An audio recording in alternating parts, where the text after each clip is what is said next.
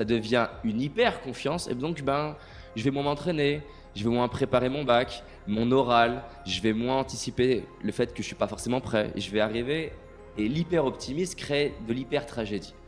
Et le groupe numéro 3 qui est hyper intéressant, ils vont reprendre ce que fait le groupe numéro 2, donc visualiser l'objectif atteint, visualiser que c'est réussi, comment tu te sens, pour créer cette forme de je peux le faire, cette confiance, cette énergie de je vais y aller.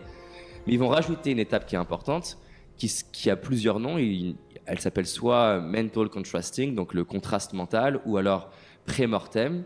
Donc l'idée du pré-mortem, ça vient du post-mortem à la mort. T'es mort, comment ça se fait que t'es mort? Là, c'est si tu mourais, qu'est-ce qui pourrait faire que tu meurs?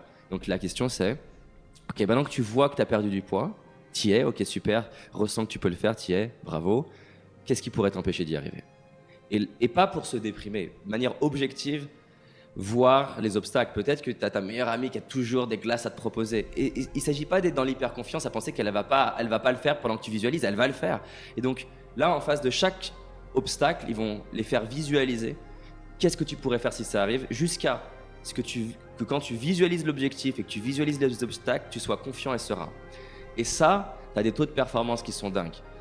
Et ça s'applique dans préparer une interview ou préparer un pitch, aller voir des investisseurs, imaginer les pires questions qu'ils peuvent te poser.